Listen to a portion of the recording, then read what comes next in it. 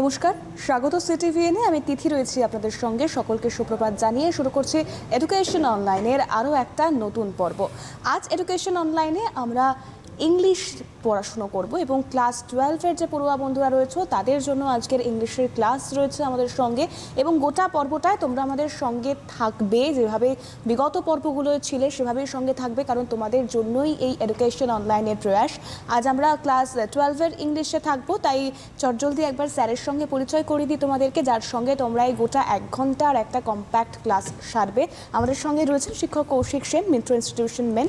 স্যারকে অনেক অনেক স্বাগত জানাবো। এবং তার সঙ্গে আমার পড়ুয়া বন্ধুদের স্বাগত জানাবো, অভিভাবক, দর্শক বন্ধু যারা রয়েছেন সকলকে স্বাগত জানিয়ে দুটো কথা বলি। ক্লাস 12-এর যে পড়ুয়ারা রয়েছে, যারা ইংলিশ ক্লাস করবে, ইতিমধ্যেই টেক্সট বুক নোটবুক নিয়ে বসে পড়েছো বা বসে পড়তে চলেছো, তাদের জন্য বলি সরাসরি কথা বলার জন্য ফোন নাম্বার রয়েছে। তোমরা বিষয়ভিত্তিক প্রশ্ন করতে পারো, সমস্যা হলে সেই সমস্যার সমাধানের জন্য তোমরা ফোন করতে পারো। তবে একটা বিষয় মনে রাখবে, ফোন করার সময় তোমরা টেলিভিশন সেটের ভলিউম মিউট করে তারপর ফোনে কথা বলবে। তাহলে আমরা আজকে ইংলিশ তো পড়বো জানলাম, কিন্তু ইংলিশের ঠিক কোন অধ্যায় নিয়ে আজকে আলোচনা করব সেটা বরঞ্চ আগে স্যারের থেকে জেনে নিই একবার। স্যার, 12 খুব ক্রুশিয়াল ক্লাস। আর ইংলিশ এখন আমার যেটা মনে হয় সেটা হচ্ছে যে 11-এ যা সিলেবাস ছিল তার থেকে 12-এর সিলেবাস ইজি, একটু লাইট। কারণ যারা থ্যাঙ্কস তাদের, উইথ ডিউ রেসপেক্ট, যে তারা মনে করেছেন যে এত ছেলেমেয়েরা টেন্সড হয়ে যায়, তো একটু যদি হালকা সিলেবাস রাখা যায়, কারণ এটা তাদের একটা কলেজ জীবন শুরু হবে, আরও হায়ার স্টাডিজ হবে। তো সেই ক্ষেত্রে সিলেবাসটা হালকা অথচ খুব কিউট, খুব প্যাকড। সুতরাং তারা যদি একটু হালকা সাবজেক্ট রিলেট করতে পারে তাহলে কি হবে, তারা ভালো স্কোর করতে পারবে। কারণ এটা তাদের, বারবার বলছি, খুব প্রেশারের টাইম, কারণ হায়ার সেকেন্ডারি। তো তাই জন্যে আমরা সিলেবাসটা দেখেছি তুলনামূলকভাবে 12 বেশ ইজি। আর আমরা করব পোয়েম পার্ট। একদম একটা খুব সহজ কবিতাই আমি বেছেছি, সেটা হলো the poetry of earth by John Keats. এটা আমরা পড়ব আজকে, পড়ব বলছি না, একটু আলোচনা করব। এবং যারা টিভির সামনে আছো তারা একটু খাতা পেন্সিল নিয়ে যদি পারো লিখবে, কারণ মাইন্ডটা না ডাইভার্ট না হোক। আমি কি বলছি সেটা যদি মিস হয়ে যায় তাহলে কিন্তু ওই লিখতে গেলে আবার ওই মিস হয়ে গেল, এটা আমি চাইছি না। তো আগে শোনো ভালো করে, অবশ্যই যা যা শুনবে গল্পের ছলেই শুনবে এবং পারবেও। তো 12-এর পোয়েম এইটাই হচ্ছে তোমাদের আজকের বিষয়বস্তু, এবং হোপ তোমাদের ভালো লাগবে। Thank you. একেবারে। তাহলে আমরা পড়াশোনাটা শুরু করে দিই। স্যার যেমনটা বললেন, তোমরা খুব মন দিয়ে শোনো, চাইলে নোট ডাউন করতে পারো, কারণ কিছু কিছু জিনিস আছে যেগুলো আবার নোট ডাউন না করলেও পরবর্তীকালে তোমাদের সমস্যা হতে পারে। তাই একটু একটু করে আমরা ক্লাস শুরু করি। তোমরা আমাদের সঙ্গে থেকো, যেভাবে সঙ্গে রয়েছো। সমস্যা হলে অবশ্যই ফোন করো, সেই সমস্যার সমাধানের চেষ্টা আমরা আজকের এই 1 ঘন্টা ক্লাস থেকেই করে দেওয়ার চেষ্টা করব। তাহলে স্যার আমরা একটু একটু করে পড়া শুরু করি বরঞ্চ। অবশ্যই। বেশ, সবার আগে সিটিভিএনকে মাই হার্টফুল অ্যান্ড গ্রেটফুল থ্যাঙ্কস, যে তারা এই ধরনের একটা বিশাল কর্মকাণ্ড, অর্থাৎ স্টাডি ফ্রম হোম, পড়াশোনা জানা, লেখাপড়া, এই যে শব্দগুলো, এগুলো যেন আটকে না থাকে। কোনো প্যান্ডেমিক সিচুয়েশন, আমরা ঘরবন্দি বটে, কিন্তু তবুও পড়াশোনা জানা এগুলো কিন্তু চলতে থাকবে। তো সিটিভিএনকে এই যে একটা বিশাল বড় কর্মকাণ্ড চলছে, তার জন্য আমার হার্টফুল থ্যাঙ্কস। তো পড়া শুরু করার আগে বলবো, এই যে আমরা যে প্যান্ডেমিক সিচুয়েশনটা চলছে না, এটা কিন্তু আমরা ঘরবন্দি, অর্থাৎ we are pent at home. তো যে কবির কবিতা আমরা পড়ব, দেখো কিছু প্রি রিডিং বা প্রি অ্যাকোয়ার্ড নলেজ বা প্রিভিয়াস নলেজ তোমাদের কিন্তু আছে অলরেডি। ব্যাপার হচ্ছে যে ডিরেক্টলি কবিতার মধ্যে ঢুকে যাব না, কারণ পড়াচ্ছি বলে মনে হবে। কিছু তোমরা জানো, অনেক কিছু তোমরা জানো, তার সাথে একটু রিলেট করে দিতে হবে। দেখবে অনেক অনেক যেগুলো তোমরা জানো তার সাথে যেগুলো আমরা জানবো, হয়তো অল্প কিছু নতুন জানবে, কিন্তু যেহেতু আগে জানো, তাই প্রি অ্যাকোয়ার্ড নলেজটা খুব দরকার। তো এই যে কবি যে সিটি পেন্ট নিয়ে বলছিলেন না, পেন্ট লাইফ, অর্থাৎ আমাদের একটা প্যান্ডেমিক সিচুয়েশান চলছে এখন, আমাদের পেন্ট লাইফ, বন্ধ জীবন, বন্দি জীবন, আমরা বেরোতে চাইলেও বেরোতে পারছি না। তো এই যে জন কিটসের কবিতা আমরা পড়বো না, ইনি এমন একজন কবি যিনি কিন্তু to one who has been long in city pent, অর্থাৎ শহরের জীবনে বন্দি দশা, এরকম নিয়েই তিনি একটা কবিতা লিখে ফেলেছেন। তো এইগুলো কি হয়, একজন কবির সম্বন্ধে শুধুমাত্র একটা কবিতাই পড়বে তা না, আগে হয়তো কিছু পড়ে থাকবে, পরে আরও কিছু পড়বে। তো তো প্রি রিডিং নিয়ে যেটা আমি বলছিলাম সেটা যে ক্লাস 10 তোমরা অবশ্যই সাকসেসফুলি পাস করে এসছো, সেখানে একটা পোয়েম ছিল দ্য ফেবল। তো সেখানে একটা লাইন তোমাদের বলছি যে all sorts of things and weather must be taken in together to make up A year and a sphere. অর্থাৎ এই লাইনগুলো তোমাদের জানা, কিন্তু দেখো এটা প্রি অ্যাকোয়ার্ড নলেজেই গেলাম। তো ছোটোখাটো কে বড় কে কে ছোট, কোনটা অদরকারি কোনটা ভীষণ দরকারি, এইরকম করে নয় জগৎ তৈরি হয় না। স্ফিয়ার যেমন ইয়ার তৈরি হতে গেলে বিভিন্ন সিজনস আছে, তো কোনো সিজন তোমার খুব পছন্দ, কোনো সিজন তোমার পছন্দ নয়, কিন্তু মূলত দেখো আমরা যে কবিতাটা পড়বো সেখানে দুটো সিজন মেইনলি আছে আমাদের, কিন্তু ইয়ার রাউন্ড দুটো সিজনে মেইনলি আছে, সামার একটা উইন্টার। তো এই দুটো সিজন তোমরা পাবে। এর ছোটোখাটো অন্যান্য আরও ভালো লাগার সিজন অবশ্যই রয়েছে, কিন্তু যেটা বললাম কি যে এই দুটো সিজন কিন্তু তোমরা আগে থেকেই জানো, তাহলে আমাদের বিষয়বস্তু যেটা কবিতা নিয়ে পড়বো তার অনেক কিছুই তোমরা দেখবে জানো, তাহলে দুটো সিজন হয়ে গেল। এরপরে ওই কবিতারই একটা লাইন আছে, all is well and wisely put. সব কিছু সুন্দরভাবে সাজানো গোছানো, এটা কে করেছে এই জিনিসটা? আমরা বলি বিধাতা বা ভগবান করেছে, কিন্তু ব্যাপারটা হচ্ছে যে নেচার একজন কিন্তু বিধাতারই মতন, প্রকৃতি।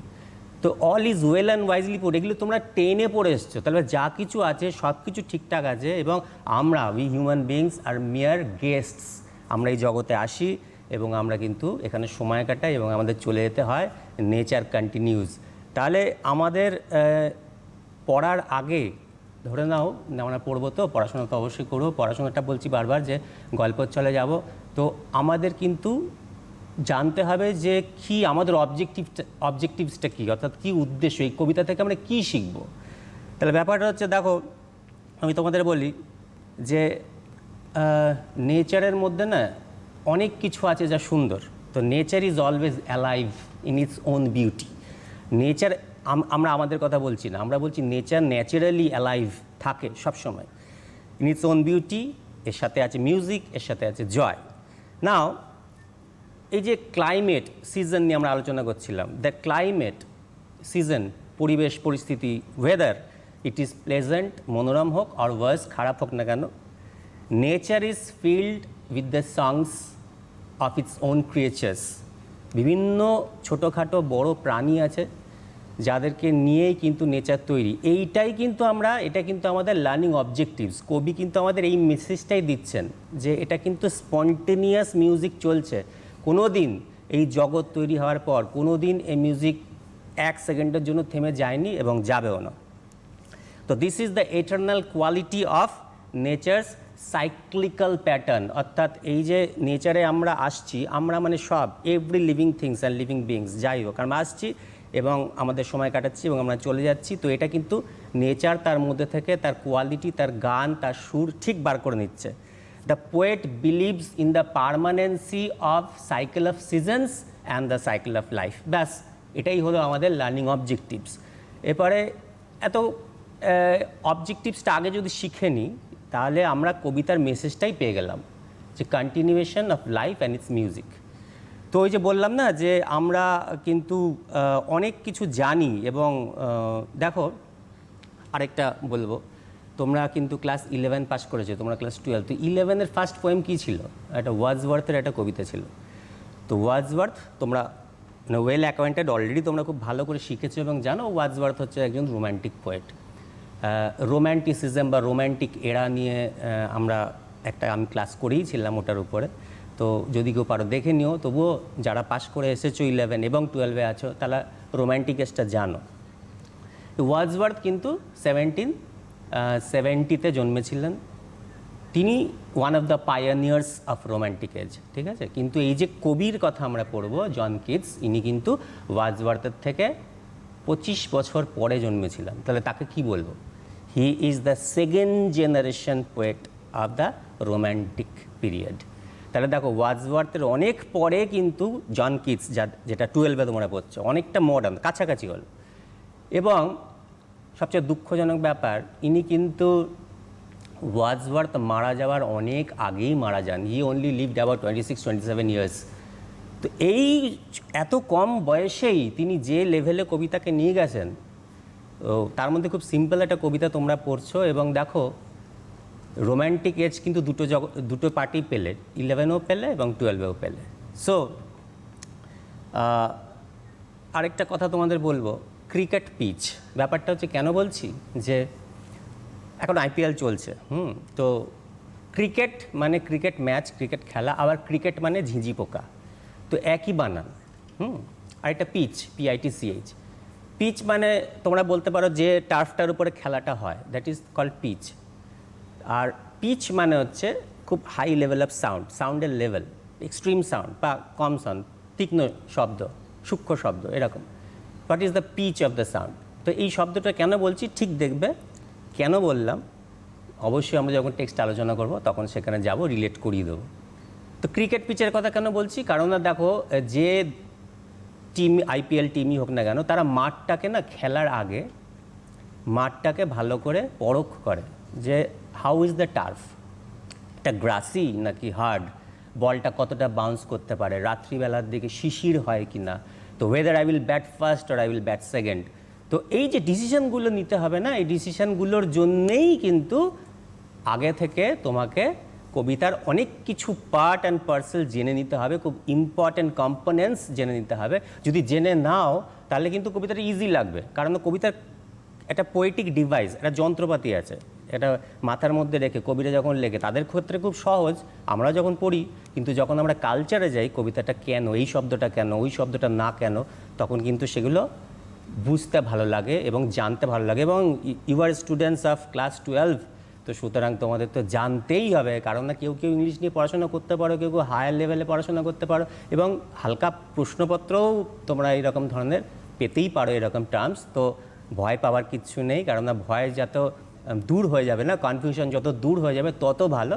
কম্প্রিহেন্ড, অর্থাৎ তোমাদের কম্প্রিহেন্ড, বোঝার লেভেলটাকে বাড়াও, শোনো জাস্ট, তাহলেই হবে। Then you can compose, you can write answers. তো ক্রিকেট নিয়ে বলছিলাম, ঝিঝি পোকা নিয়ে বলছিলাম, আর একটা গ্রাস হপার। তো ব্যাপারটা কি হয়েছে, যে আমি তোমাকে বলি যে এই যে কবিতাটা তোমাদের বলি, এই যে কবিতাটা, সেটার টাইটেলটা কি, দ্য পোয়েট্রি অফ আর্থ। তো একটু আগে আমরা আলোচনা করছিলাম what is the poetry of earth. Earth মানে আমরা বুঝেছি স্ফিয়ার, এই জগৎ বুঝেছি। হোয়াট ইজ দ্য পোয়েট্রি, সেখানে বসে বসে কে কবিতা লিখছে। তো ধরো আমি তোমাদের বলছি একটা নদীর কুলকুল আওয়াজ, দ্যাট ইজ মারমারিং। ধরো গাছের পাতার সাথে হাওয়ার ঘষা, দ্যাট ইজ রাসলিং। মেঘের গুমুরি গুমুরি গরজে গগনে গগনে, তো মেঘ আওয়াজ, দ্যাট ইজ রামলিং। তো these are the natural voices, এগুলো কিন্তু কেউ তৈরি করে না, আমরা অনেক সময় সিনেমা টিনেমাতে এগুলোকে কাজে লাগাই। তো natural voices, language of nature, nature communicates with us, nature communicates with each other, creatures communicate with each other. তো ব্যাপারটা হচ্ছে এই সাউন্ডগুলো কোথা থেকে এলো, that is inherent and that is innate, এগুলো সহজাত। এবং সহজাতের একটা সোজা ইংরেজি তোমরা জানো, দ্যাট ইজ ন্যাচারাল। এগুলো নেচার তার পোকামাকড় এবং যে সকল এলিমেন্টসগুলো আছে সেগুলো দিয়ে মিউজিকটা নিজেরাই তৈরি করে নেয়। এবং আমি বলে দিলাম that is everlasting, that is continuous, এটা সাইক্লিক আকারে সবসময় চলতে থাকে। তো আমাদের কবিতার যে নাম সেটা কি এই ছিল, the poetry of earth? John Keats কি এই নামেই কবিতাটা লিখেছেন? না। ব্যাপারটা হচ্ছে যে আমি তোমাকে বলি, দুটো প্রাণীর কথা, ছোটো ছোটো ক্রিয়েচার্স, খুব নগণ্য, হয়তো আমাদের চোখেও দেখতে পারবে না। তো দুটো কি বললাম, একটা তো তোমাদের বললাম ক্রিকেট, একটা হচ্ছে গ্রাস হপার, ঘাস ফড়িং। এটা কি একটা কবিতার বিষয়বস্তু হতে পারে? আমি তোমাদের একদম চেনা জানা বাঙালি কবির কথা বলছি, ধরো অরুণ মিত্র, তোমরা শুনেছ, একটা ঘাস ফড়িংয়ের সঙ্গে আমার গলায় গলায় ভাব হয়েছে, এটা একটা কবিতা ছিল, তোমরা হয়তো ছোটোবেলাতে পড়েওছো। ঘাস ফড়িং, দ্যাট ইজ গ্রাস হপার। তো জন কিটস শুধুমাত্র এই নয় যে তিনি ফার্স্ট এটা লিখছেন বা তিনি অনেক আগে লিখেছেন, এখনও লেখা হচ্ছে এবং কবিরা এতে ইন্টারেস্ট বোধ করেন, ছোটোখাটো জিনিসে ইন্টারেস্ট বোধ করেন। ছোটোখাটো জিনিস দেখো, চারপাশে অনেক ছোটোখাটো জিনিস আছে যার থেকে ভালো লাগাটা আসবে, তোমাদের সেন্সটাকে জাগ্রত করবে, সেন্সুয়াসনেস, that will appeal two year senses. আরেকটা কবিতার লাইন বলি পূর্ণেন্দু পত্রীর, যে দেখো অনন্তকাল ঝিঝি পোকার মতন আমরা কথা বলে চলেছি।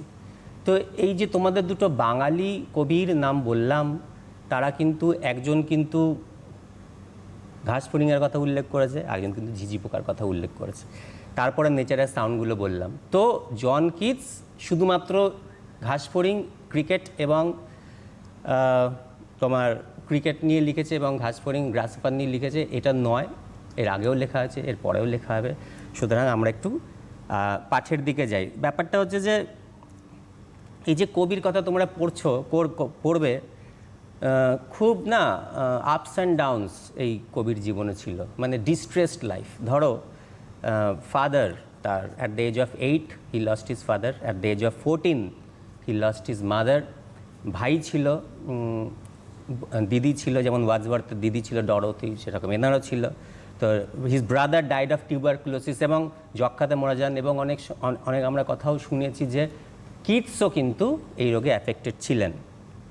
তো যে বললাম যে তিনি কিন্তু second gen romantic poet.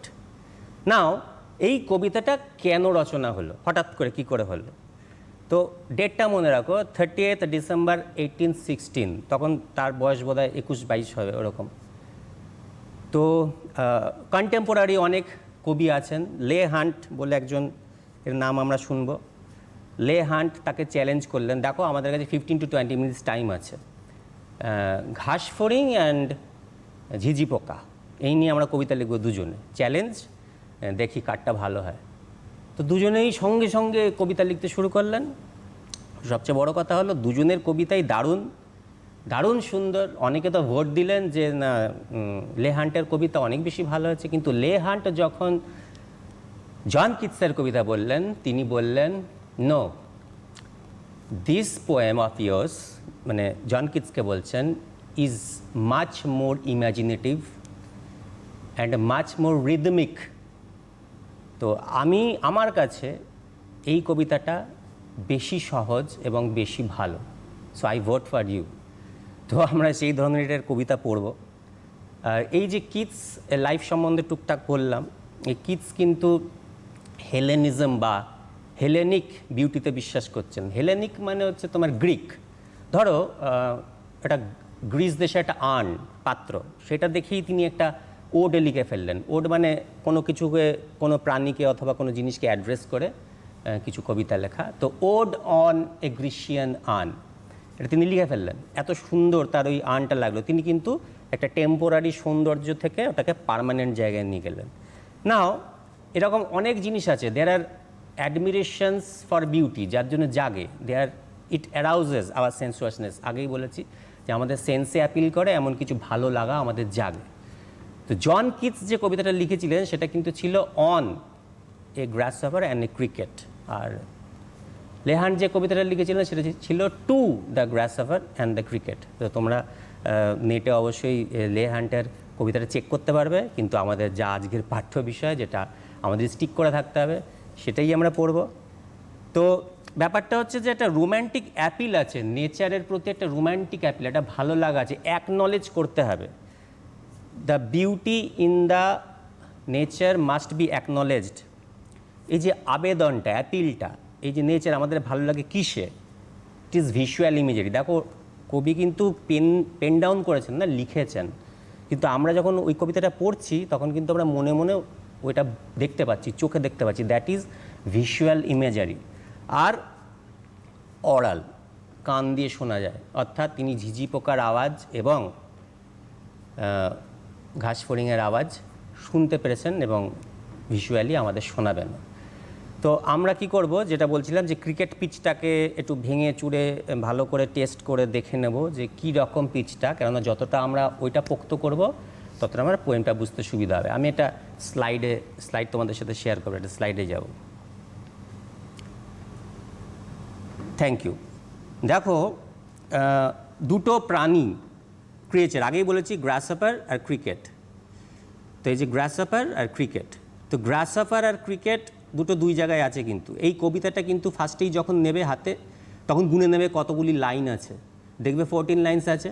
14 lines ভেঙে দেবো আমরা, 8 লাইন্সকে অক্টেট বলছি এবং পরের 6 লাইন্সকে সেস্টেট বলছি।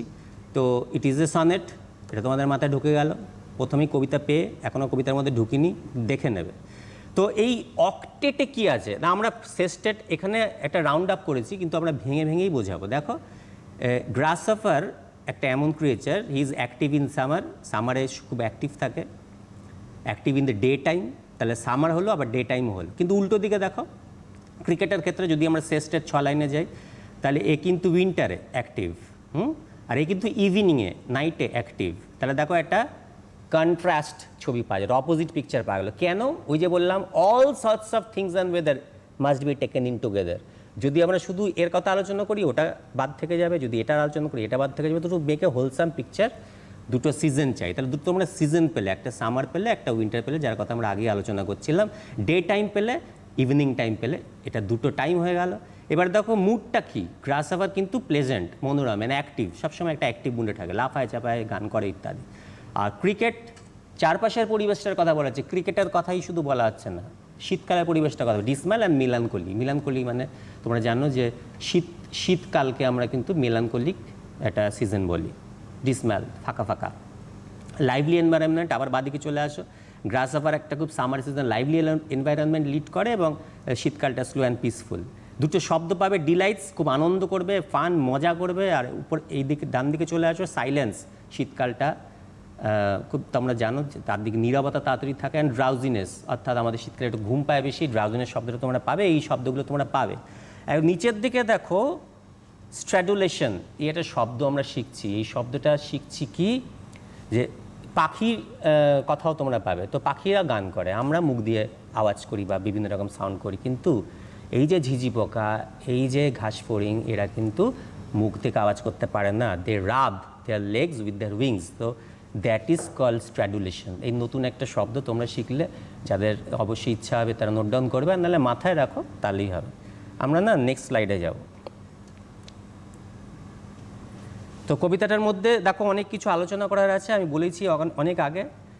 কবিতার মধ্যে তুলে তুলেই দিচ্ছি, এগুলো কিন্তু তোমরা লক্ষ্য রাখবে। হি শব্দটা পাবে, অর্থাৎ গ্রাসহপারকে হি বলা হয়েছে, দ্যাট ইজ পার্সনিফিকেশন, এগুলো হচ্ছে পোয়েটিক ডিভাইস। আর frost has wrought a silence, এই লাইনটা তোমরা পাবে। ফ্রস্ট মানে শীতকাল, জমাটি ঠান্ডা, রট মানে ব্রট, এনেছে, তৈরি করেছে, ফ্রস্ট তৈরি করেছে একটি নীরব পরিবেশ। তাহলে দেখো ফ্রস্টকে কিন্তু পার্সন হিসেবে ধরা হচ্ছে, গ্রাসহপারকে কিন্তু পার্সন হিসেবে ধরা হচ্ছে, তাই দ্যাট ইজ পার্সনিফিকেশন। এরপরে চলে যাবো মেটাফোরে। তো মেটাফোরে দেখো, মেটাফোরে কিন্তু তুলনা করা হয়, হ্যাঁ, অ্যাজ অথবা লাইক শব্দটা ছাড়াই তুলনা করা হয়। কি, the poet compares arts poetry with the singing of গ্রাসহপার। Arts poetry বলতে বোঝানো হচ্ছে গ্রাসহপারের গান, ক্রিকেটের গান।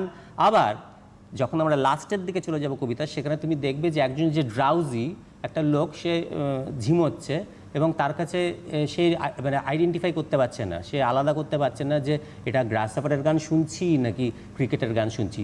ক্রিকেটেরই গান শুনছে, কিন্তু সে মনে করছে গ্রাসহপারের গান। এই তুলনাগুলো, দ্যাট ইজ কল্ড মেটাফর। তারপরে চলে আসবে অক্সিমোরন। দেখো উইড, উইড মানে আগাছা, মানে ক্ষেত্র হয়, জমি হয়, সেখানে তো নানান রকম আগাছা হতেই পারে। তো আগাছা, weed is an unnecessary things, এগুলোকে আমরা কী করি, জমি থেকে তুলে ফেলে দিই। তো পোয়েট এটাকে বলেছে প্লেজেন্ট। কেন? এটাও আমাদের কাজে লাগবে। এই যখন গ্রাসহপার না, সেও তো লাফাতে লাফাতে বাচ্চারাও ক্লান্ত হয়, তো সেও যখন ক্লান্ত হবে, এই গ্রাসহপার কিন্তু এই উইডেই একটু বিশ্রাম নেবে, একটু জিরিয়ে নেবে, একটু কমফর্ট ফিল করবে। তো উইডটাও কিন্তু অক্সিমোরন, আমাদের কাছে খারাপ লাগলেও কিন্তু নেচারের part, that is it makes nature beautiful. Now enjambment. Enjambment হচ্ছে কন্টিনিউয়েশন অফ দ্য লাইন। ধরো একটা লাইন চলছে, তো সেই লাইনটা চলতে চলতে আমরা সেখানে শেষ করলাম না, ওই লাইনটা পরের বাক্যে এসে খানিকটা কন্টিনিউ করে তারপর শেষ হল, দ্যাট ইজ কল্ড এনজয়মেন্ট। এটাও তোমরা পাবে। অ্যালিটারেশন তোমরা পাবে। হেজ, হেজ, দেখো একই লাইনের মধ্যে যদি একটা বিশেষ লেটারের রিপিটিশন থাকে, that is called alliteration. Hedge to hedge, winter evening when, WW আছে, স্টোভ দেয়ার, শ্রিলস, SS আছে, এরকম। ইনভার্সনে যাব। ইনভার্সন হচ্ছে একটা লাইন খুব জেনারেলি বললে হয়, তো সেটাকে যদি ওয়ার্ডগুলো, যে পার্ট অফ স্পিচগুলো ব্যবহার করা হয়, সেটা যদি এদিক ওদিক করে ব্যবহার করা হয়, দ্যাট ইজ কল্ড ইনভার্সন। তো এইখানে দুটো ইনভার্সনের উদাহরণ দেওয়া হয়েছে। যেমন the poetry of earth never সিজেস, এরকম হলে ভালো হতো। তো এখানে poetic term, poetry of earth is ceasing never, এগুলোকে বলে ইনভার্সন। Transferred epithet. এপিথেট কি, হোয়াট ইজ এপিথেট? এটাকে খুব সহজ ভাষায় মনে করানো, এটা অ্যাডজেক্টিভ। তো উইন্টারটাকে বলা হচ্ছে লোন।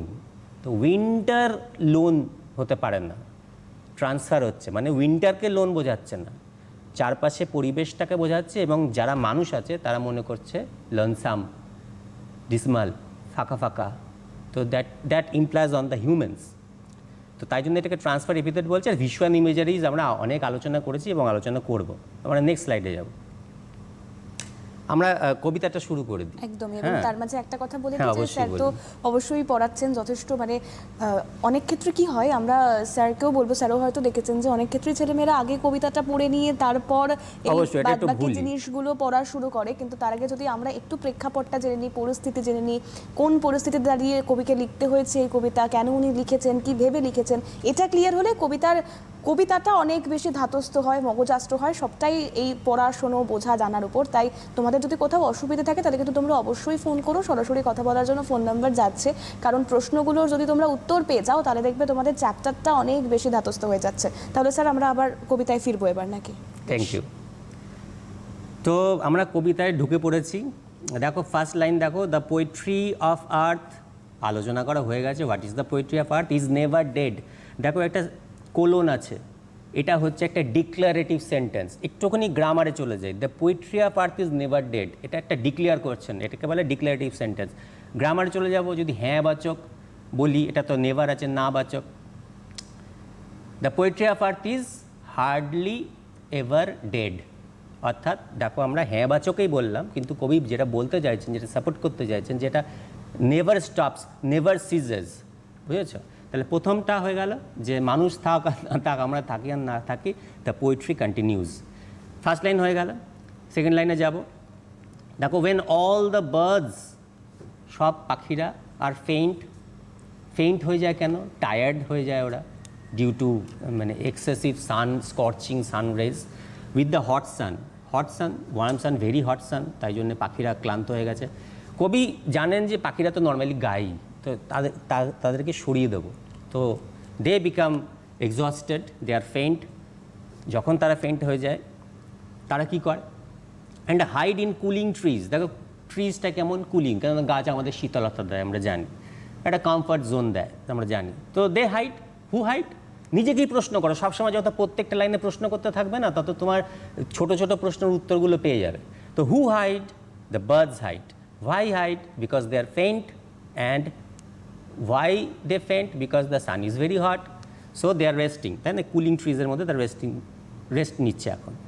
এইবারে এ ভয়েস উইল রান, দেখো বলেনি গ্রাসহাপার, কারণ গ্রাসহাপার ইজ নট ভিজিবল, গ্রাসহাপার ছোট, ঝোপঝাড়ের মধ্যে লুকিয়ে রয়েছে, আমরা দেখতে পাচ্ছি না। পাখিকে আমরা হয়তো দেখতে পারলেও পারবো, কিন্তু what will run? The grasshopper will run, আমরা বুঝতে পারছি, কিন্তু ডিনোটেড বাই এ ভয়েস।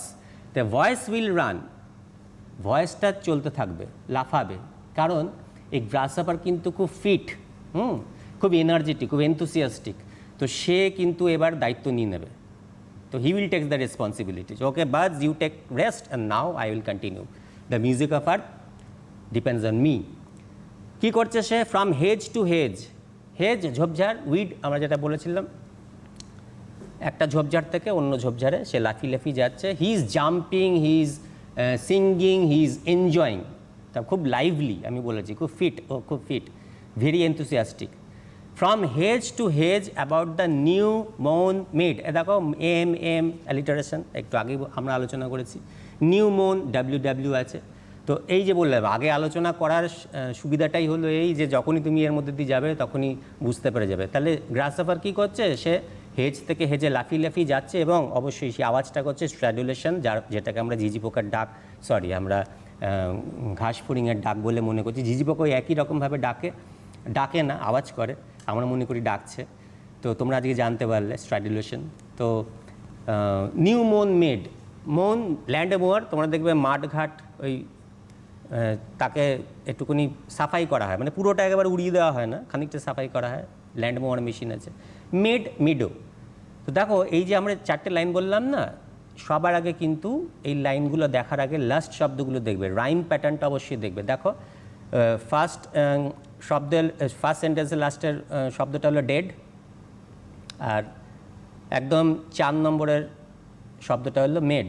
তাহলে ওটা এ আর এটা এ, মাঝে দেখো সান অ্যান্ড রান, তাহলে এ বি বি এ, ঠিক সেই রকমভাবেই চলবে, এ বি বি এ, আর শেষটাতে আমরা সিডিই পেয়ে যাব।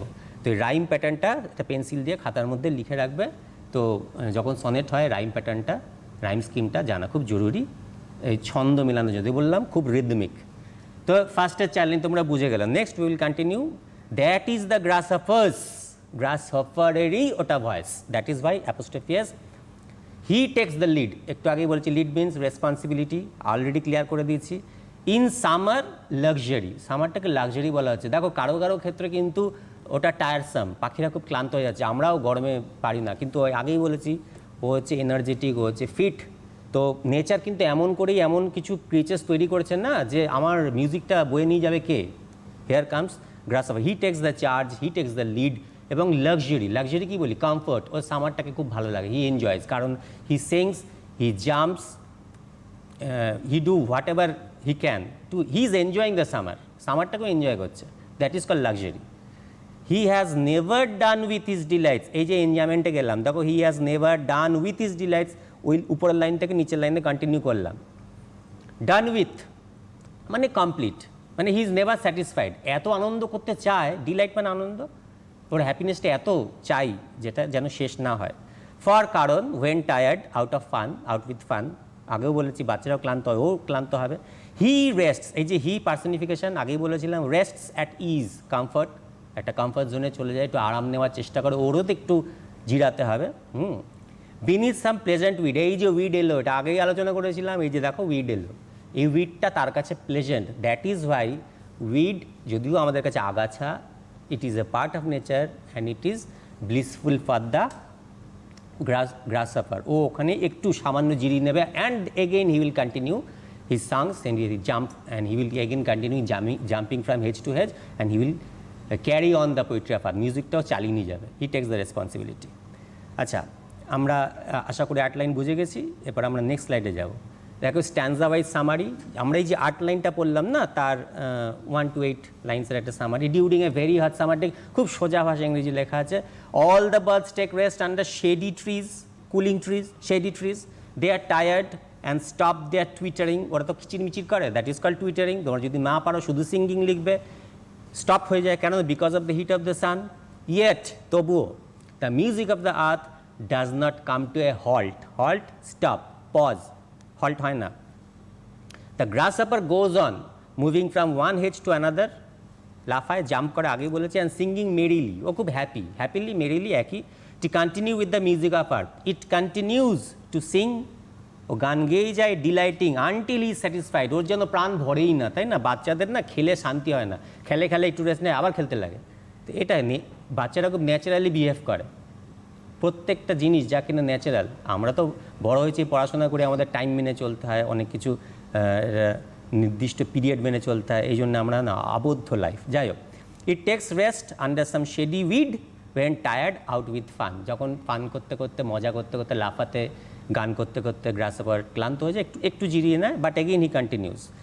নেক্সট স্লাইডে যাবো, খুব ইম্পর্টেন্ট স্লাইড। দেখো তোমাদের এই প্রশ্নগুলো না লাস্টে আলোচনা করাচ্ছে, আমরা যে 8 লাইনে পড়লাম, সেই 8 লাইনের উপরে একটু কেমন প্রশ্ন আছে একটু বলে দিই। প্রথমে আমরা এমসিকিউতে যাব। দেখো এমসিকিউ শুধু টিক মারতে হবে বা নাম্বারটা লিখতে হবে অ্যাকর্ডিং টু দ্য পোয়েট, যা বোঝো তাই বোঝার চেষ্টা করো। দ্য ডমিনেন্ট ক্রিয়েচার, মানে বললাম না, হ্যাঁ, the dominant creature that represents summer, summer বলতে একটা ক্রিয়েচারের কথা বলা হচ্ছে, হু ইজ দ্যাট? তোমরা পারবে, তোমরা জানো, গ্রাসহপার না সিঙ্গিং বার্ডস? ভেবে দেখো, বার্ডসরা কিন্তু রেস্ট নিচ্ছে। দ্য ক্রিকেট, এখনও আসেনি ক্রিকেটে। দ্য ড্রাউজি ম্যান, ম্যানের কথা তো আলোচনাই করা হচ্ছে না, ছেড়ে দাও, তাহলে অবশ্যই the grasshopper. Next, the grasshopper is tired, ও কেন টায়ার্ড? গ্রাসহপারও টায়ার্ড হয়, অন্য প্রাণীরা যেভাবে টায়ার্ড হয় গ্রাসহপারও সেভাবেই হয়। তো কোল্ড, এখানে কোল্ড আসেনি, out of much fun, out of excessive hit, এখানে বলবে যে ফান, কারণ হিটে ও কিন্তু এক্সস্টেড হয় না, চট করে মজা করতে করতে হয়ে যায়, কিন্তু আবার পরে ও কিন্তু কন্টিনিউ করে। এবারে আমরা চলে আসি একটা এমসিকিউ আমাদের হয়ে গেল, একটা এসএ কিউতে আসবো। তো এসএ কিউতে আছে, দেখো, why do the birds hide in cooling trees? এরা কুলিং ট্রিজে হাইড করে কেন?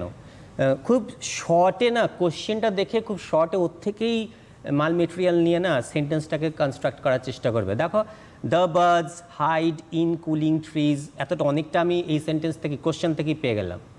Because of the scorching sun, because of the heat of the sun, because they are tired, হয়ে গেল। যেটা খুশি লেখো, একটা তোমাদের স্যাম্পল হিসেবে দেখিয়ে দেওয়া মানেই যে ওটাই করতে হবে তাই না। নেক্সট কোশ্চেনে যাবো। দেখো, দুটো এমসিকিউ বললাম, একটা এসএ কিউ বললাম। পুরোটা দেখা যাচ্ছে না স্ক্রিনটা। এক সেকেন্ড স্যার। এটারও যদি পুরোটা দেখা যায় একটু ভালো হয়। এবং সে জায়গায় দাঁড়িয়ে আমরা অবশ্যই তোমরা যারা ক্লাসে রয়েছো তাদেরকে বলবো যে যে তোমরা সমস্যা হলে ফোন করতে পারো সরাসরি কথা বলার জন্য। স্যার এটা নেক্সট স্লাইড, ওটা আগেরটাই অতটাই আছে। ঠিক আছে, পরেরটায় চলে যাই। এটা কিন্তু ব্রড কোশ্চেন।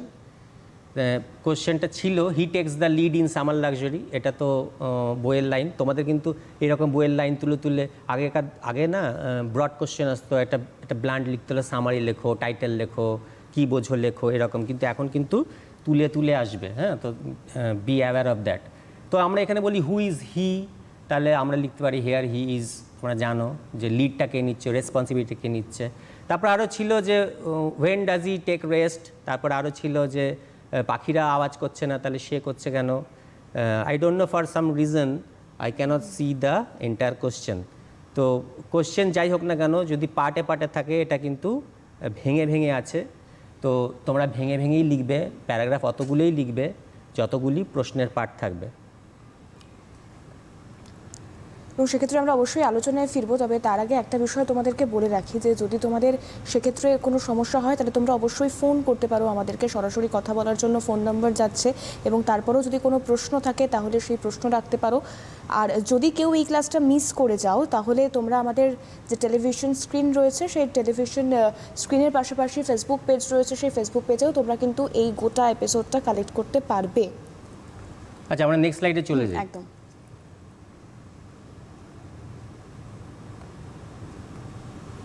কবিতাটা কন্টিনিউ করব।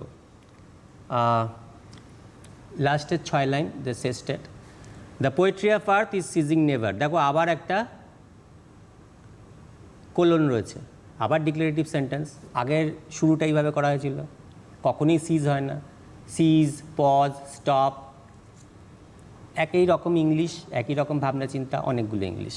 চলো নেক্সট লাইনে চলে যাব। On a loan winter evening. দেখো লোন উইন্টার, ট্রান্সফার এপিথেট আগেই আলোচনা করেছিলাম। এবারে কিন্তু আমরা অন্য সিজনটার কথা বলছি, এটা কন্ট্রাস্টিং। সামারটা হয়ে গেল, সামারটা গ্রাসহাপার লিড করেছে, ছেড়ে দাও। এবারে কিন্তু আমরা উইন্টারে চলে এসেছি। When the frost has wrought a silence. Enjambment আছে, কেননা ওই লাইনটা কন্টিনিউ হচ্ছে। রট আগেই আলোচনা করেছিলাম, হ্যাজ কজড, হ্যাজ মেড।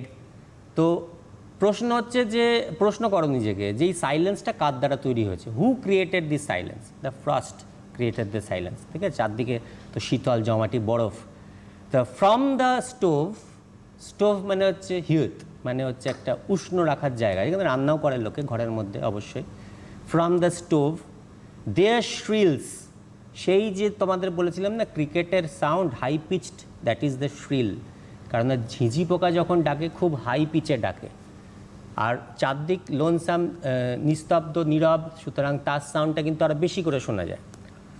তো stove there shrills the cricket sound, এখানে ডিরেক্টলি বলে দেওয়া হয়েছে যে দেখো ক্রিকেটও একটা ক্রিয়েচার, সেও কিন্তু ঠান্ডার মধ্যে কষ্ট পেতে চায় না, সেও একটা ওয়ার্মথ খোঁজে। সে কিন্তু স্টোভটারই আছে, ওই হিয়ার্থের পাশে আছে, একটা ওয়ার্ম জায়গার পাশে আছে। তো ইন ওয়ার্মথ যেহেতু আছে ঘরের মধ্যে ওই ওয়ার্ম জায়গাটা, ইন ওয়ার্মথ ইনক্রিজিং এভার, তো ওয়ার্মটা ঘরটাকে উষ্ণ রাখছে। দেখো যদি চুপচাপ থাকি আমরা চারপাশে, তার যা ফিলিংস আর এই যে ওয়ার্মথ, এই ওয়ার্মথটা কিন্তু বাড়ছে, কারণ it is applying two our senses. আমাদের ভেতরে ভালো লাগছে, মানে আমাদের ফিল গুড হচ্ছে, that is the warmth in our inner self. আমরা এটা ভালো লাগা বোধ করছে। এই যে কাউকে দেখে আমাদের খুব ভালো লাগে, এই যে তোমরা সিটিভেনের ক্লাস করছো, এটা ভালো লাগা থেকে, একটা ইন্টারেস্ট থেকে। তো there is a goodness, there is a warmth. তো ইন ওয়ার্মথ ইনক্রিজিং এভার, এরপরে যদি আমি একটা ক্রিকেটের আওয়াজ শুনতে পারি তো মনে করি yes life is going on. তো একেবারে নীরব চুপচাপ একটা স্ট্যান্ড স্টিল লাইফ নয়। লাস্টের 2 লাইনে যাব। অ্যান্ড সিমস টু ওয়ান, এই ওয়ানটা কে? একজনের কাছে মনে হচ্ছে। এই ওয়ান হচ্ছে any of the person who was present there, যে কোনো লোক, আমরা হতে পারি। তখনকার দিনে যে লোক ছিল সে, যে কিনা ওই স্টোভের পাশেই বসে আছে, এত উষ্ণতা নিচ্ছে, he is getting the filling the warmth. তাহলে দেখো একদম ঠান্ডার মধ্যে কষ্ট পাওয়ার থেকে যখন আমরা একটু ওয়ার্ম কন্ডিশনে আছি তখন আমাদের কিন্তু একটা ড্রাউজিনেস আসবে, অর্থাৎ একটা সেমি স্টেট আসবে, হাফ স্লিপ হাফ কনসিয়াস।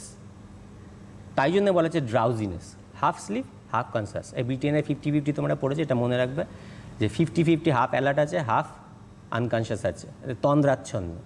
তো তার কাছে মনে হবে, কারণ সে হচ্ছে হাফ লস্ট, তাহলে সে হচ্ছে half alive, half he is alert, half alert and half lost.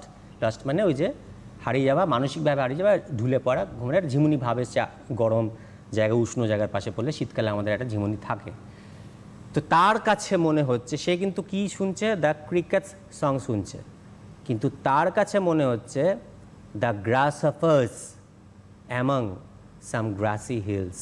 অর্থাৎ সে মনে করছে যে এই যে উষ্ণতা, এই উষ্ণতাটা যেন সূর্যের তাপের উষ্ণতা, এই যে আওয়াজ, এই আওয়াজটা হি কানট ডিফারেন্সিয়েট, এই আওয়াজটা মনে হচ্ছে যেন গ্রাসহাপারের, অর্থাৎ উইন্টারেও একটা সামারের ফিল এনে দিয়েছে এই ক্রিকেট। তার কাছে মনে হচ্ছে যে কিনা half drowsy.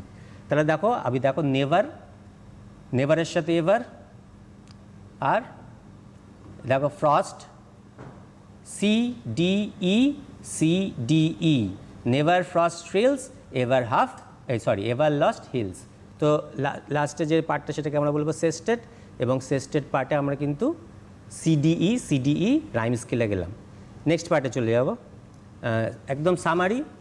In the bitterly cold winter evening, winter ইভিনিংটাকে বলে বিটারলি কোল্ড, খুব চরম ঠান্ডা, হ্যাঁ, আমাদের ভালো লাগে না, কিন্তু ওই যে বলেছি all sorts of things put together, all living creatures have taken shelter, সবাই তো আশ্রয় নেয়, তো অল লিভিং থিংস, তো ক্রিকেট সেও আশ্রয় নেবে, সে একটু উষ্ণতা খুঁজবে, সে ওই হিটের পাশে এসছে, স্টোভের পাশে এসছে।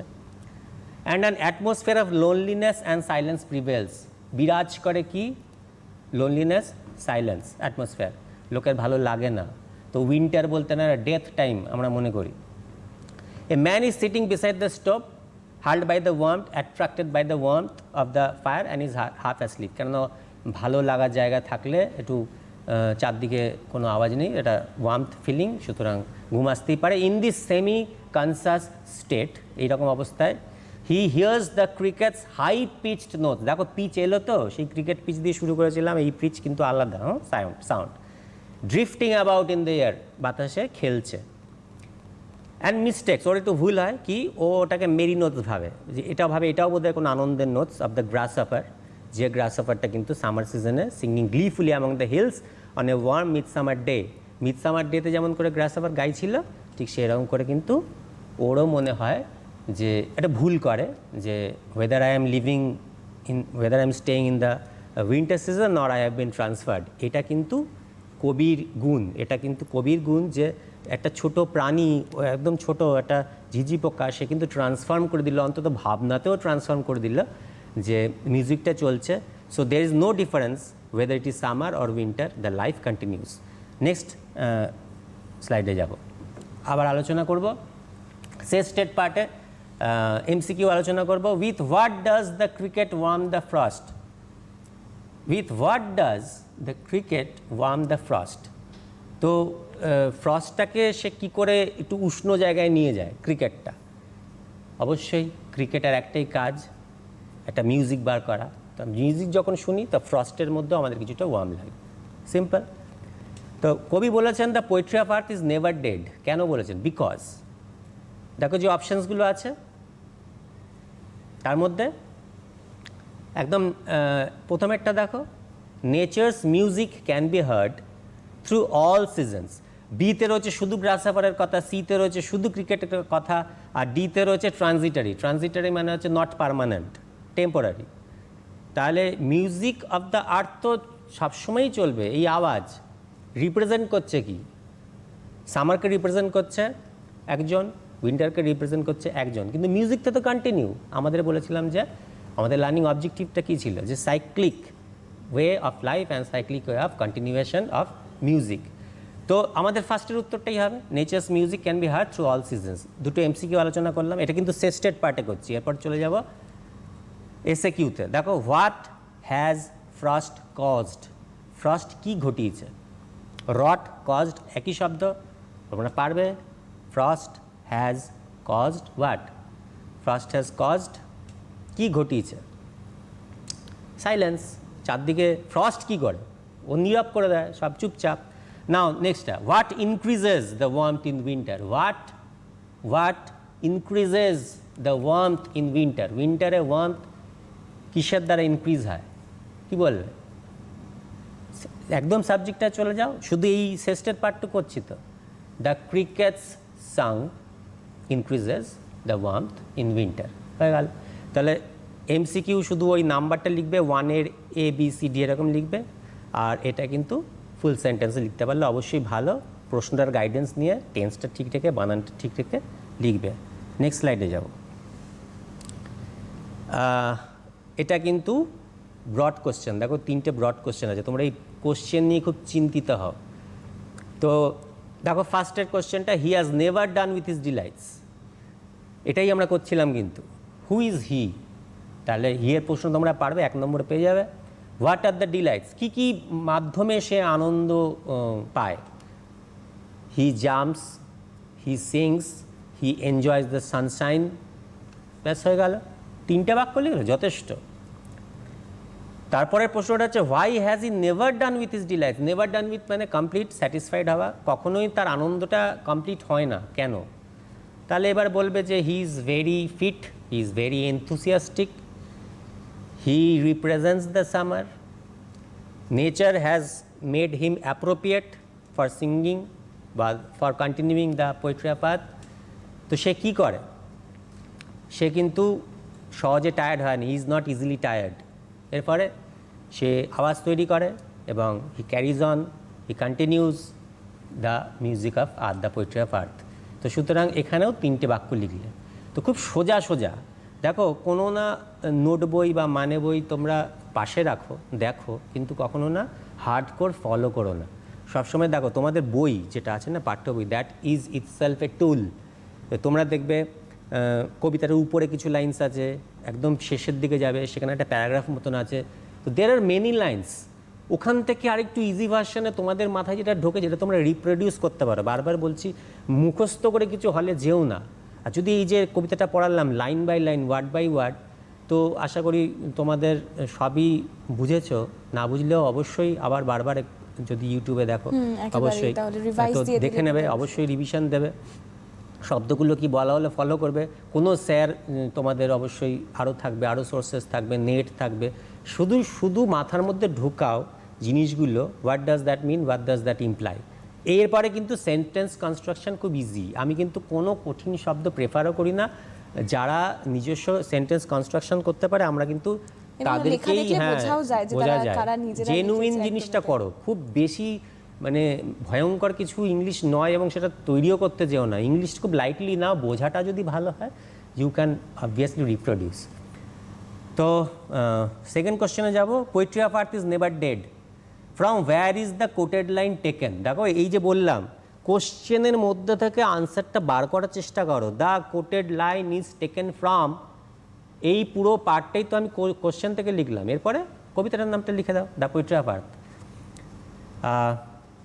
Name the poet of the poem, the name of the poet is অমুক, এটা তো তোমরা জানোই, বলে দেবে। What is the meaning of the poetry of আর্থ? অনেকবার আলোচনা করেছি, তোমাদের বইতেও, বইয়ের পেছনেও নোট আছে। The continuous music that nature provides naturally, তাই না? যে আমরা আলোচনা করলাম, আকাশ বাতাস নদী নালা এবং এই দুটো কীটপতঙ্গ থেকে, all together, all put together is the poetry of earth. তারপরে why is the poetry of earth never dead? কারণ এটা হলো eternal cycle, it is ever lasting. এই যে সাউন্ডসগুলো, এগুলো হচ্ছে ইনহেরেন্ট, INHE, এটা লেখা যাবে তো? হ্যাঁ, একদম। INHERENT অথবা innate, INNATE. These sounds are naturally produced by nature. It never stops, whether the season is pleasant or whether the season is not fit, worse, sound never stops, তাই না? তো আমরা কোনো কারণের জন্য পৃথিবীতে নাও থাকতে পারি, but the sound will go on. Nature knows how to produce its sounds. তাহলে যে সাউন্ডসগুলো ইনহেরেট, যে সাউন্ডসগুলো ইনেট, সেগুলো তো আগে থেকেই ছিল, খুব সহজ হতো, ন্যাচারাল সাউন্ড, তো সেগুলো থাকবেই। একটা লাস্টের কোশ্চেনে যাবো, and seems to one in drowsiness half lost, লাস্টের দিক থেকে, শেষের থেকে নিয়েছি। The grasshopper's among some grassy hills, একদম কবিতার লাইন। এই যে ভেঙে ভেঙে না, তোমরা এইভাবে প্র্যাকটিস করো। দেখো যদি ভেঙে ভেঙে প্র্যাকটিস করো তাহলে ওগুলোকে লাইন বাই লাইন যদি মনে রাখো যে পরপর কী হয়েছিল তাহলে জুড়তে পারবে। কিন্তু যদি শুধু সাবস্টেন্স ওয়াইজ পড়ো কি ক্রিটিক্যাল সামারি পড়ো, ক্রিটিক্যাল অ্যাপ্রিসিয়েশন পড়ো, তাহলে কিন্তু একটা ব্লক হয়ে যাবে, কারণ না ভেঙে বলতে পারবে না। ভেঙে বলার যুগ এটা এখন। হ্যাঁ, তোমরা 5G লেভেলের স্টুডেন্টস, হায়ার ক্লাসের। তো চলো কোশ্চেনগুলো বলি। Who is one refer to here? One is any person who was present there, who was sitting beside the stove and enjoying the warmth. হয়ে গেল। What seems to him the grasshopper song? What seems to him the grasshopper song? গ্রাসহপারের গানির মতন লাগছে তার কাছে কী জিনিসটা হয়েছিল? তাহলে the cricket song seems to him the grasshopper song. এটা একদম সমান সমান দেখতে, মানে একই রকম, তাই জন্যে তুলনাটা আছে। তো what is the illusion here? Illusion মানে মিস্টেক, আমি আলোচনা করেছিলাম মিস্টেকটা কি। ইলিউশন মানে মিস্টেক। ইলিউশন হেয়ার কি, যে এটা তো আসলে কিন্তু তোমার ক্রিকেট, কিন্তু তার মনে হচ্ছে he is thinking, he by mistake, due to his drowsiness, due to his good feeling, he in his mind is thinking that it is the song of the grasshopper. This is the illusion. Why does the one have such illusion? কারণ এই পরিবেশটা এরকম তৈরি হয়েছে, এই যে ঘরের মধ্যে যে স্টোভটা আছে, it is creating some warmth and the cricket is adding to the warmth. অর্থাৎ আমাদের মনে যে এই যে ফিল গুড ফ্যাক্টরটা আছে, it is rousing to our senses, arousing our senses, sensuousness, তো সেইটা কিন্তু ক্রিকেট জাগাচ্ছে। তো সুতরাং যে হাফ ড্রাউজি, যে কিনা হাফ অ্যাওয়্যার হাফ আনঅ্যাওয়্যার, তার পক্ষে এরকম ডিফারেন্সিয়েশন করা সম্ভব নয়। So by mistake, due to is good feeling, যে the illusion, the mistake occurs. তো এটা আমাদের মধ্যে হতে পারে, যখন আমরা তন্দ্রাচ্ছন্ন হই, আমরা একটা সাউন্ড শুনলাম, খুব ক্লিয়ারলি কি আমরা বলতে পারি যে এটা কিসের সাউন্ড? না, আমরা মনে করিনি, মেবি। তো দ্যাট ইজ দ্য ইলিউশন। তো আমরা শেষে চলে এসেছি। এবং যেহেতু হাতে এখনো অনেকটা সময় আছে, যেমন 5-6 মিনিট মতো আপনি পাবেন আপনার স্টুডেন্টদেরকে এখনো ক্লাস করানোর, তাই আরও যদি কিছু বলবার থাকে, কারণ সব থেকে বড় কথা হচ্ছে এই সিচুয়েশনে দাঁড়িয়ে 11 বলুন 12 বলুন, ওরা তো কেউই এখনো অবধি স্কুলমুখী হতে পারেনি। এটা একটা অনেকটা বড় বাধা সকলের কাছে। তাও আমরা চেষ্টা করছি তোমাদের পাশে থাকার, তোমাদের টিচার্সরা রয়েছেন তোমাদের পাশে, তোমাদের অনলাইন ক্লাসেস হচ্ছে, কিন্তু স্কুলে যাওয়ার পর স্কুল থেকে ক্লাস নেওয়ার যে আলাদা একটা অ্যাটমসফিয়ার থাকে, পরিবেশ থাকে, পরিস্থিতি থাকে, সেটা থেকে এই পরিস্থিতিতে তারা এখন অনেকটাই দূরে। তাই যেটুকু সময় পাওয়া যায় সেটুকুও যদি আরেকটু হ্যাঁ, ওই হালকা করেই বলবো যে এই যে কবি, কতগুলি এমনি সেন্টেন্স বলছি, একটু মনে রাখার চেষ্টা করো। He is a farm admirer of nature and pastoral beauty. Pastoral beauty বলতে কি বুঝি? এই যে মাঠ ঘাটের কথা আমরা আলোচনা করছি না, দ্যাট ইজ প্যাস্টোরাল বিউটি। তো in it's classical sense, classical sense মানে বিশেষ কিছু কঠিন না, যে অবস্থায় প্রকৃতি আছে সেটাই ভালো লাগবে। তো নর্মাল যেটা কিনা ন্যাচারাল, সেটাই যদি ভালো লাগে, তো সেটা হচ্ছে ক্লাসিক্যাল সেন্স। তো যেহেতু তিনি রোম্যান্টিক এজে বিলং করেন, তুমি আরেকটা বলতে পারো, the poet has a romantic appreciation of nature and he has an acknowledgement of beauty. কেননা the poem appeals to our senses, it arouses our sensuousness. এগুলো তো আমরা আগে আলোচনা করেছি, আরেকবার বলে দিলাম। দেখো রিপ্রেজেন্ট শব্দটা তোমরা পাবে বইয়ের পিছনে।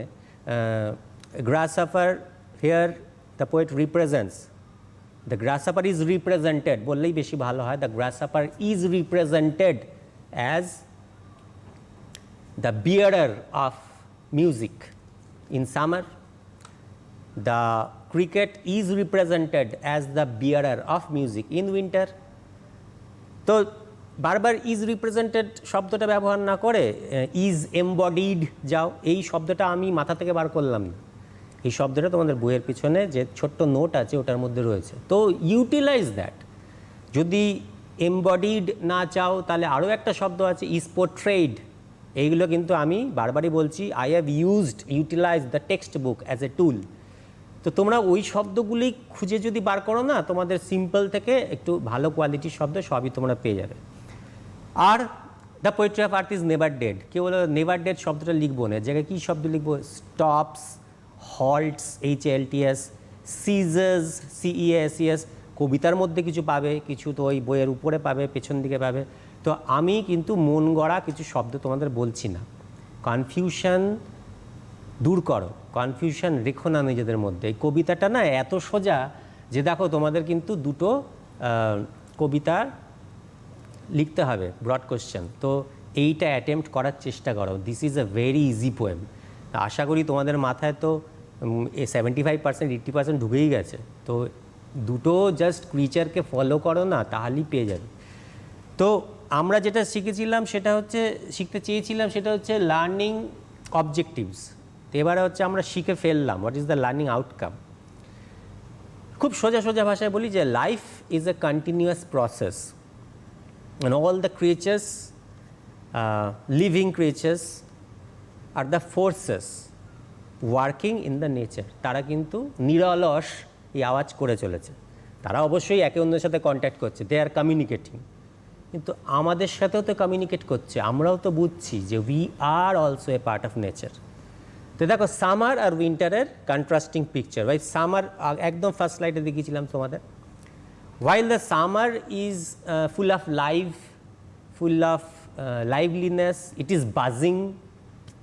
পাখিরা রেস্ট নিচ্ছে, রিলে রেসের মতন কিন্তু গ্রাসহাপার ঢুকে বললো he is taking the charge, is taking the responsibility. কিন্তু উইন্টারের ছবিটা কিন্তু এরকম নয়। উইন্টার ছবিটা কিন্তু ডিসমাল, DISMAL। আচ্ছা, তোমরা রবিনসন ক্রুসোর একটা গল্প পড়েছিলে, সেখানে ডিসমাল শব্দটা ছিল। আমি বললাম না যে কোনো শব্দ আমি নতুন আনলাম না। হ্যাঁ, ট্র্যাডিলেশন অবশ্যই, কিন্তু তোমরা একটু ঘাটাঘাটি করলেই পেয়ে যেতে। Winter has little sign of life. Sorry, little বলতে কিন্তু এ লিটল না, তোমরা অনেকটা কনফিউজ করো গ্রামারে। এ লিটল মানে পজিটিভ, লিটল মানে নেগেটিভ। লিটল মানে না, তার মানে লিটল সাইন অফ লাইফ। চারদিকে তাকাও, সবাই কিন্তু ঘরের মধ্যে ঢুকে বসে আছে। বাইরে আউটসাইড, আউটসাইডের ছবিটা কি? আউটসাইডের ছবিটা হচ্ছে ডিসমাল, ফাঁকা এবং লোনসাম, এবং খুব কষ্ট দেয় আমাদের এই রকম একটা দৃশ্য দেখলে। Bleak, BLEAK। তো চল, সামার কিন্তু বাজিং আর উইন্টার কিন্তু very little sign of life. এটা খুব একটা ভালো মানে সুযোগ দিয়েছেন ম্যাম আমাকে যে আরেকটু বলতে। আমি তোমাদের একটা লাইন বলি। লে হান্টের কবিতা যেটা লিখেছিলেন, to the grasshopper and the cricket. Keats লিখেছিলেন on the grasshopper and the cricket, আর উনি লিখেছিলেন to the grasshopper and the cricket. তিনটা লাইন বলেছেন, in doors and out, summer and winter, mirth. এটা কার লাইন বললাম? এটা লে হান্টের লাইন বললাম। LEIGH লেখা যাবে তো না? হ্যাঁ, LEIGHHUNT। ওই একই কবিতা ইনি 2 দিয়ে শুরু করেছেন, আর আমাদের কিডস কিন্তু অন দিয়ে শুরু করেছেন। কিন্তু আমাদের টাইটেলটা কিন্তু এটা নয়, আমাদের এই পোয়েট্রি অফ আর্থে লিখতে হবে। তো উইন্টারের ক্ষেত্রে সাইন অফ লাইফ, ওই কবিও কিন্তু দুটো সিজনকে টাচ করেছেন। দেখো, ইনডোরস ঘরের ভেতরে টাচ করেছেন, অ্যান্ড আউট ঘরের বাইরে। ঘরের বাইরে মিনস সামার, ঘরের ভেতরে মিনস উইন্টার। সামার উইন্টার তিনি মেনশনই করে দিয়েছেন। আর মার্থ, MIRTH, মার্থ মানে জয়, মার্থ মানে হ্যাপিনেস। সুতরাং এটা কিন্তু আমরা একটা লে হান্টের লাইনও শিখে ফেললাম। তিনিও কিন্তু দুটো সিজনকে কভার করেছেন। কেন মেইন দুটো সিজনকে? কেননা ওই যে বললাম, all is well and wisely put, all seasons should be taken together, তবে একটা ইয়ার হয়। আর এই সব কিছু খুঁটিনাটি নিলে, ছোটো কীট পতঙ্গদের নিলেও তৈরি হবে এই স্ফিয়ার, এই বিশ্ব, এই গোলক, এই পৃথিবী। সুতরাং everybody has its role in making the music of earth. শুধুমাত্র আকাশ, বাতাস, নদী, নালা, মেঘ এর থেকে আওয়াজ হয় না, এরাও আওয়াজ করে। One has to have the year, যাতে আমাদের শুনি এবং যাতে আমাদের ভালো লাগে। আমরা অরুণ মিত্রের কথা শুনেছিলাম, আমরা পূর্ণেন্দু পত্রিকার কথা শুনেছিলাম। আজকের ক্লাসটা যেহেতু সময় আমাদের শেষ, আর কি আমরা শেষ করব, তাই একটা কথাই বলবো যে তোমরা প্রকৃতিকে আরও অনেক ভালো করে চিনলে এই 1 ঘন্টায়। আর এই চেনাটা যদি তোমাদের মগজাস্ত্র হয়, তাহলে ইংলিশ পড়া, ইংলিশ লেখা বা এই কবিতাটা অনেক বেশি ধাতস্থ হবে তোমাদের। স্যারকে অনেক ধন্যবাদ জানাবো আমাদের সঙ্গে থাকার জন্য, পাশাপাশি তোমাদের সকলকে ধন্যবাদ জানাবো। এভাবেই তোমরা এডুকেশন অনলাইনে নজর রাখো। আজ এ পর্যন্তই, নমস্কার।